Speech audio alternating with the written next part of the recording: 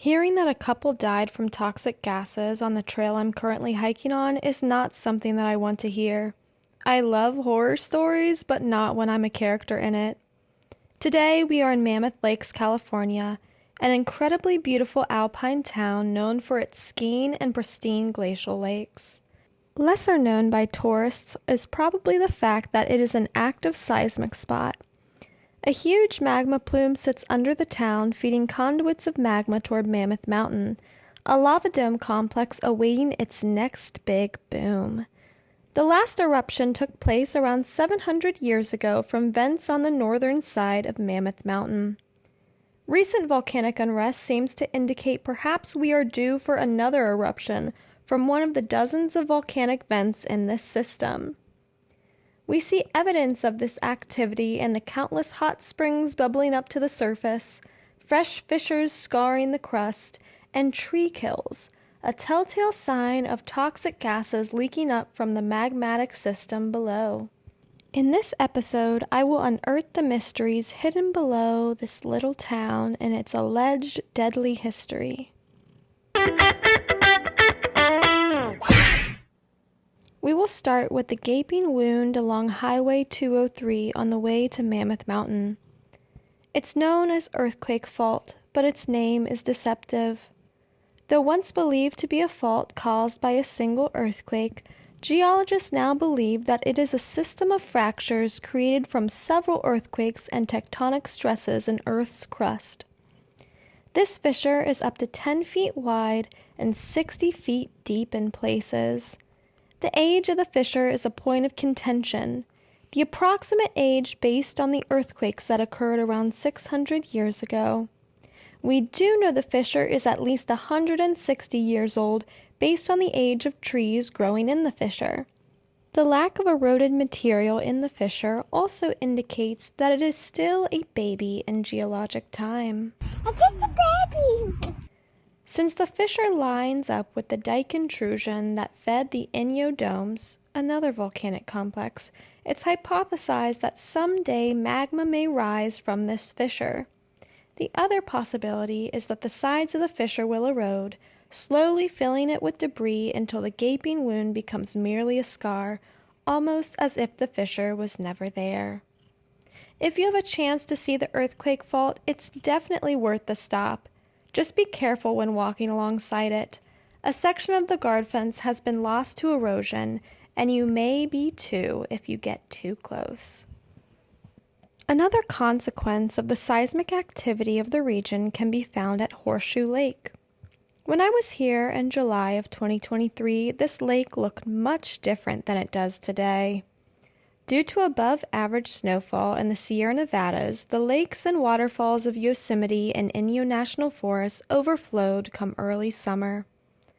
Around the Horseshoe Lake Loop, there was still a significant amount of snow on the path, feeding the rising lake. It was here I first learned of the toxic gases. We passed this sign along the road, which piqued our curiosity. But it wasn't until we ran into two hikers that our curiosity became concern. The couple told us a story about two hikers that got caught in toxic gases up on Horseshoe Lake years ago. In order to escape the gases, they tried hiding in the bathroom, but it was futile. The hikers were later found dead in the bathroom.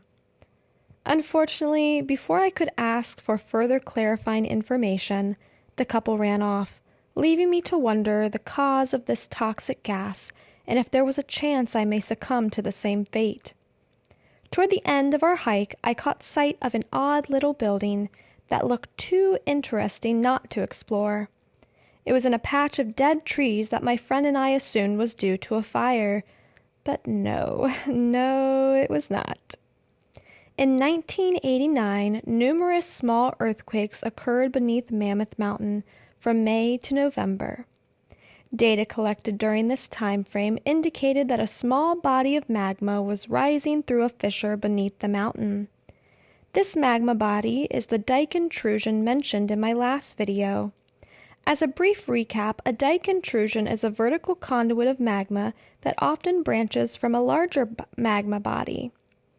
Over the following year in 1990, U.S. Forest Service rangers noticed areas of dead and dying trees on the mountain.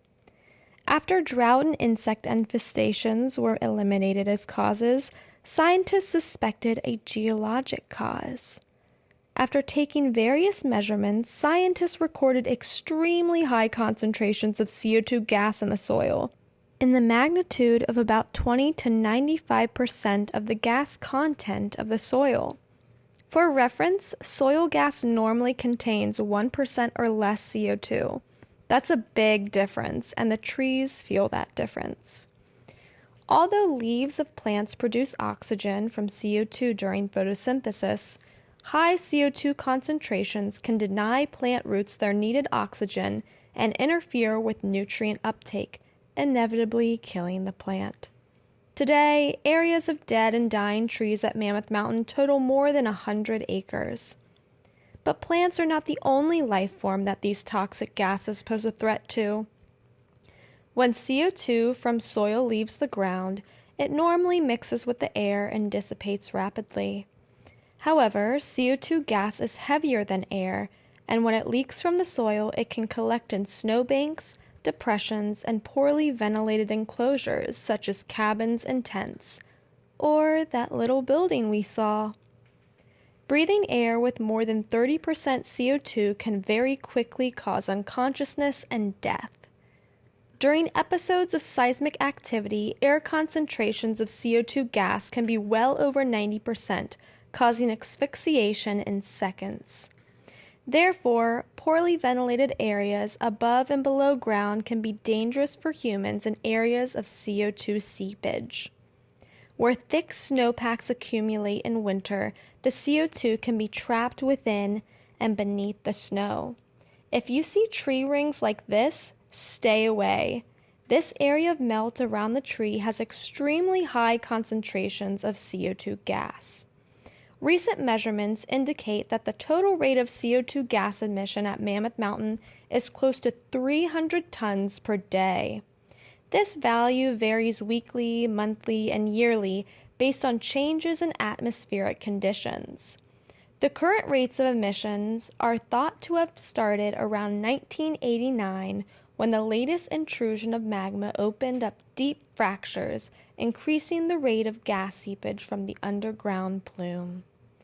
Carbon isotopic analyses of the annual growth rings in trees around the tree kill areas show that the emission rate peaked in 1991 and declined until 1996, where it has been relatively stable since. Now on to its deadly history. Multiple people have died from carbon dioxide poisoning at Mammoth Mountain.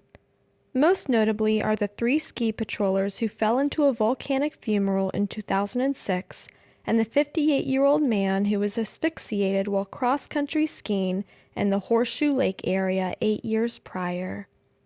However, as for the couple in the bathroom, it appears that the story I was told about the hikers is just that, a story.